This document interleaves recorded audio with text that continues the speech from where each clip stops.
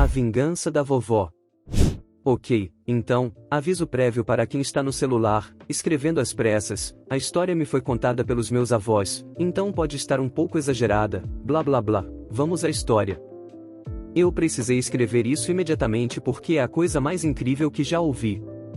Eu estava visitando minha avó e meu avô para comemorar um monte de aniversários de verão juntos, mas quando cheguei à casa deles, o terreno à direita estava completamente vazio. Como, sem pedras, sem base, sem entulho, apenas grama um pouco alta. Grama, onde costumava haver uma casa. Depois das saudações e do início da festa, eu absolutamente tinha que saber o que aconteceu, então fui perguntar aos meus avós, e caramba, eu não esperava a montanha-russa de história que eles me contaram. Há alguns anos, meus avós tinham vizinhos muito desagradáveis. Barulhentos a qualquer hora, lixo no quintal, discutindo com outras pessoas na rua, apenas um incômodo absoluto. Eram marido e mulher, e o filho adulto deles que vinha e ia irregularmente. A esposa discutia com qualquer um sobre qualquer coisa, e o marido intimidava fisicamente as pessoas que se defendiam. Eles não tinham certeza do que exatamente estava acontecendo com o filho, mas não podia ser nada bom, já que era bem conhecido que ele havia estado na cadeia do condado mais do que algumas vezes. A casa aparentemente refletia os inquilinos, pois parecia horrível. Estava inclinada e deteriorada, com vigas soltas e tinta descascando, mas nada era feito a respeito devido ao cara que alugava o lugar ser um senhorio negligente. Vamos chegar a ele mais tarde.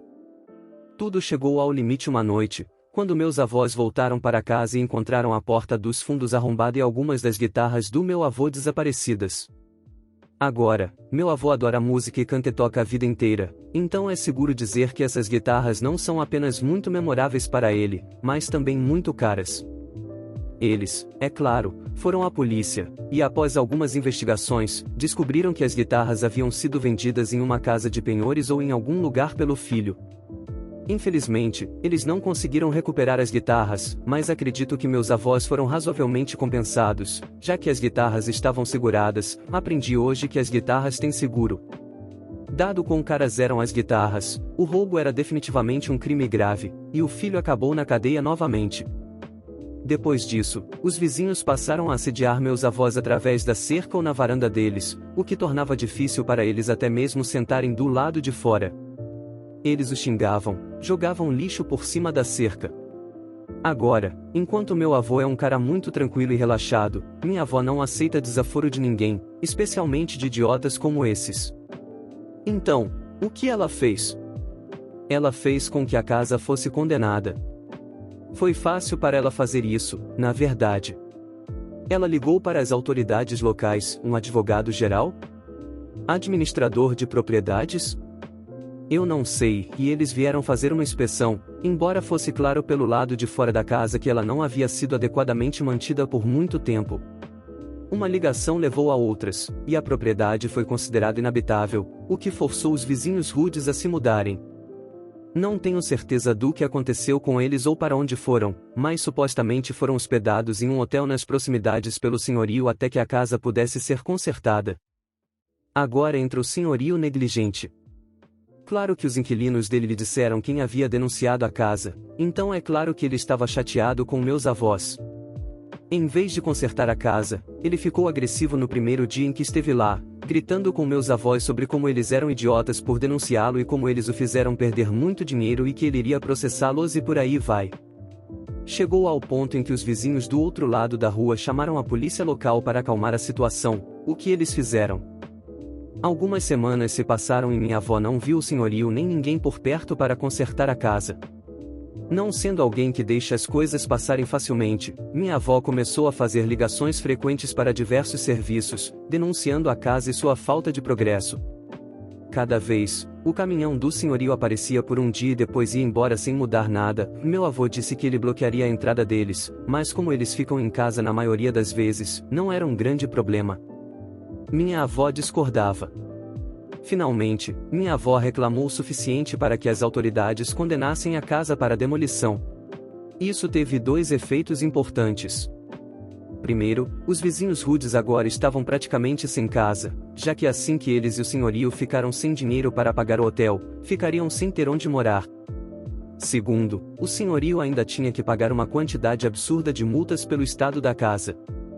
O resto é mais culpa dele do que das ações da minha avó, mas ele se recusou a pagar e a comparecer ao tribunal, o que resultou em um mandado de prisão contra ele. Há alguns meses, as equipes de demolição chegaram e derrubaram o lugar, deixando o terreno perfeitamente vazio. Eles até removeram a entrada, então agora parece apenas uma extensão do quintal lateral. Meus avós não tinham certeza do estado final dos vizinhos e do senhorio, mas minha avó parecia muito satisfeita consigo mesma quando terminou a história. Eu a amo muito. Agressão sexual contra minha amiga. Diga adeus à sua boa saúde e carreira esportiva. Minha amiga foi vítima de agressão sexual por um atleta em ascensão em uma festa, vamos chamá-lo de Mark. Mark não a estuprou, mas fez coisas muito ruins com as mãos. Doeu ver o estado em que ela ficou depois, era como se ela fosse apenas uma sombra do que costumava ser. Ela começou a se encolher toda vez que alguém estendia as mãos para ela, mesmo que fosse sua própria família. Mark, sem saber que eu era amigo dela, até se gabou na minha frente de que tinha se excedido com ela na festa. Eu era um administrador de vacinas no departamento de saúde local. Em meu país, qualquer pessoa pode se certificar rapidamente para administrar uma vacina completando um curso curto. As vacinas são uma maravilha da ciência moderna e já salvaram muitas vidas, no entanto, precisam ser administradas corretamente ou podem causar lesões dolorosas e duradouras no ombro. Basicamente, uma vacina deve ser injetada pelo menos 2 polegadas, equivalente a 3 larguras de dedos, abaixo do topo do ombro. Se administrada muito alta no ombro, a vacina pode entrar na articulação do ombro, potencialmente levando a uma lesão vitalícia. Essa lesão pode limitar severamente a amplitude de movimento do ombro, tornando tarefas simples como vestir-se extremamente dolorosas. Isso também pode ser prevenido usando uma camiseta, dobrando toda a manga e estando na mesma posição, sentado ou em pé, que o administrador da vacina. Agora, toda a equipe esportiva teve que ser vacinada contra a Covid-19 para continuar jogando. Como eles estavam recebendo a vacina pelo estado e eu tinha uma boa relação com meu chefe, consegui ser designado para aquele local de vacinação. Administrei corretamente a vacina a todos os atletas, garantindo que a injeção estivesse pelo menos a 2 polegadas, 3 larguras de dedos, abaixo do topo dos ombros deles. No entanto, quando chegou a vez do Mark, posicionei deliberadamente a agulha bem no topo do ombro dele e injetei. Mark não jogou em sua próxima partida no fim de semana seguinte. Meus amigos mencionaram que ele possivelmente estava doente com a Covid. Mas, à medida que as semanas se transformaram em meses, Mark ainda não estava de volta ao jogo. Os boatos diziam que Mark desenvolveu misteriosamente um problema no ombro, impedindo-o de continuar no atletismo. Após esse contratempo, Mark conseguiu um emprego em um supermercado. Passaram-se alguns anos e eu ainda vejo Mark trabalhando naquele supermercado. Ex-namorada me traiu com o primo dela e esperava sair impune, acho que não. Para contextualizar, isso aconteceu há 12 anos. Atualmente, estou felizmente casado com 3 filhos e não me arrependo absolutamente de nada. Namorei com minha ex-namorada por 3 anos. Eu havia percebido que ela estava sendo extremamente controladora. Era esperado que eu desse todos os detalhes do meu dia e informasse minha agenda antecipadamente, e se eu desviasse disso, ela ficaria muito chateada. Ela atribuiu isso apenas a maus pressentimentos que estava tendo e desconsiderou como sua paranoia por causa de relacionamentos anteriores com infidelidade. Eu nunca a traí ou dei motivo para agir assim. Era incompatível com o comportamento da minha noiva agir dessa maneira. Agora é onde a história fica interessante. Depois que ela pediu minha agenda para fazer planos, já que a minha costuma ser mais agitada que a dela, notei que ela estava mandando mensagens para alguém. No meu trabalho, se eu trabalhar mais de 40 horas, tinha autorização para tirar folga quando quiser, desde que o trabalho seja concluído posteriormente. Eu era muito amigo do irmão dela e ainda sou.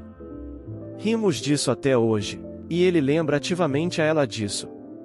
Eu mandei uma mensagem para ele dizendo que queria fazer algo especial para ela um pouco antes do nosso aniversário de noivado para garantir que fosse uma surpresa especial. Ambos trabalhavam na mesma fábrica.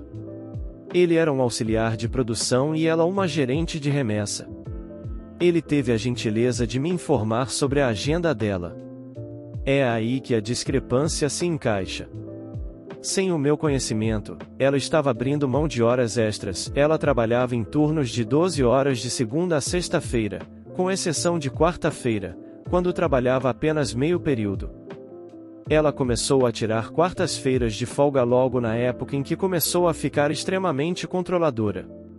Felizmente para mim, eu havia acumulado vários dias de folga, então tirar uma quarta-feira de folga para mim não era um problema.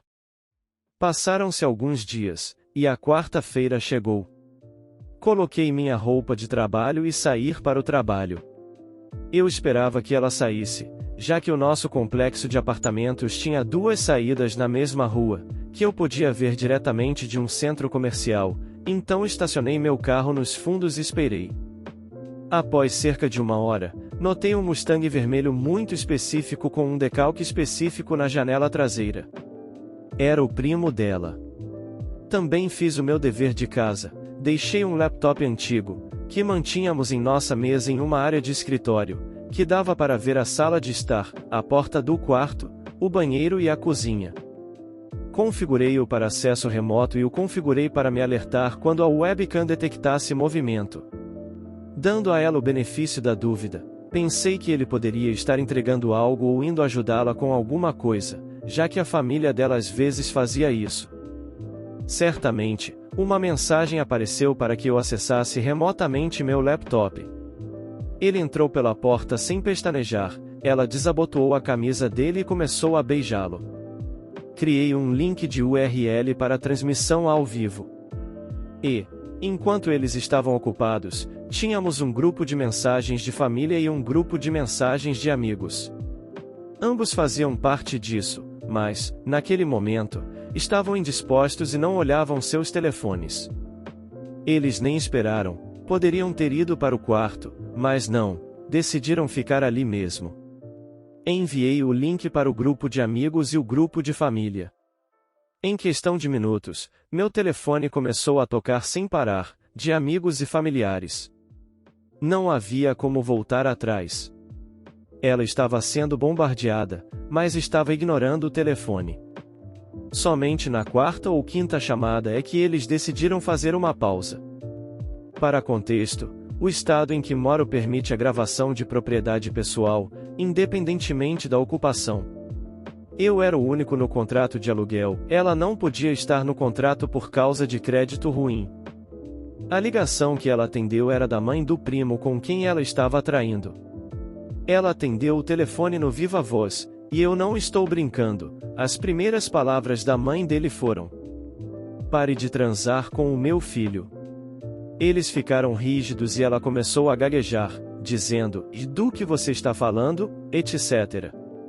A mãe então revelou que havia uma transmissão ao vivo deles enviada por mim para a família dela. Ela pegou todos os travesseiros do sofá e se cobriu. O primo tropeçou, tentando vestir a calça e os sapatos, só para tropeçar e bater a cabeça na minha mesa de centro, deixando uma marca. Nesse ponto, eu já estava na frente do complexo de apartamentos, esperando para cumprimentar o adúltero quando ele saísse pela saída da frente. Ele congelou e começou a chorar, pedindo desculpas profundamente. Não vou mentir, o que aconteceu depois não foi meu melhor momento, e eu quase tive problemas legais, se não fosse pelo fato de que ele estava invadindo propriedade privada. Vamos apenas dizer que eu usei uma tala por 6 semanas, e ele não apareceu em nenhuma foto de família por meses. Voltei para o apartamento, onde ela estava agora completamente vestida e chorando inconsolavelmente. Eu perguntei a ela se era muco ou esperma em seu rosto. Depois, disse a ela para não responder porque tanto fazia. Dei a ela 1 hora para remover todas as suas coisas, já que tudo no apartamento era meu, exceto roupas, maquiagem e alguns utensílios de cozinha. Sua mãe não a deixou se mudar, pois estava cheia de vergonha. O mesmo aconteceu com seus irmãos, e a mãe do primo expulsou seu filho. O rumor se espalhou rapidamente pela nossa cidade, e, para usar palavras mais suaves, ela estava inatingível. Arruinei a vida do meu chefe. Há alguns anos, trabalhei por algum tempo em uma confeitaria. Para trabalhar lá, meu chefe prometeu que trabalharia 8 horas por dia, às segundas-feiras meio período e às quintas-feiras seria minha folga, e ganharia 700 euros por mês, obviamente tudo por fora. Embora eu tivesse certo ressentimento por trabalhar ilegalmente, aceitei mesmo assim porque precisava de dinheiro. No primeiro dia de trabalho, fiquei lá por 11 horas. Das 5h30 às 13h30 e depois das 15h às 18h. Eu achei que fosse normal, já que era o meu primeiro dia, mesmo que na realidade algumas dúvidas tenham surgido em minha mente desde o início, porque todos os outros já estavam lá tanto tempo quanto eu, e para eles certamente não era o primeiro dia. A situação continuou assim, com horas que variavam de 10 a 13 horas por dia. Além disso, por 2 semanas seguidas, às segundas-feiras, o dia em que só deveríamos trabalhar de manhã, trabalhamos com os horários dos outros dias. No final do mês, pedi o meu merecido salário, e meu chefe ficou bravo, dizendo que eu só pensava em dinheiro, quando na realidade nem tinha pedido para ele me pagar pelas várias horas extras. Ele então me disse que pagaria a todos no início da primeira semana do mês seguinte. No dia seguinte, depois de trabalhar como de costume por 11 horas, no final do turno, ele me chamou de lado e disse que, como eu tinha sido presunçosa, eu tinha que aparecer para trabalhar na quinta-feira, mesmo que fosse meu dia de folga. Obviamente, fiquei com raiva e respondi que havia trabalhado muito mais horas do que o combinado e que não iria trabalhar no meu dia de folga, e assim fiz. A quinta-feira chegou, e eu não fui, ignorando centenas de chamadas do meu chefe e da esposa dele. No dia seguinte, voltei ao trabalho normalmente e fui severamente repreendida e depois mandada para casa por comportamento inadequado. Ele me disse que nos encontraríamos no domingo para me dar o dinheiro e que eu não precisaria mais aparecer, o que eu já queria fazer. Então, o domingo chegou, e ele apareceu com 300 euros, dizendo que eu tinha feito pouco este mês e que não tinha sido respeitosa com ele e com o negócio dele. Fiquei muito brava e também chamei meu pai, que estava me esperando no carro, os dois quase partiram para a briga. Então, peguei meu pai e fomos embora, dizendo que não tinha acabado ali. Mantive contato com alguns dos meus colegas, alguns até maiores de 18 anos, com quem tinha estabelecido um bom relacionamento e que também trabalhavam ilegalmente. Eles me disseram que, no dia seguinte, ele havia falado mal de mim, dizendo que eu era uma pessoa sem qualquer forma de respeito e dignidade. Eles tinham testemunhado a cena na sexta-feira anterior e ficaram sem palavras, eles achavam que eu deveria fazer alguma coisa e não deixar que me tratassem assim. E eles estavam certos. Então, decidi fazer algo que ninguém nunca teve coragem ou vontade de fazer, ou seja, ir à polícia denunciar o fato de que ele fazia a maioria dos funcionários trabalhar ilegalmente e os explorava, pagando-lhes menos do que deveria. Obviamente, não sozinha, mas com meus colegas, também cansados de serem explorados, me apoiando. Portanto, marcamos um dia e horário para uma verificação surpresa.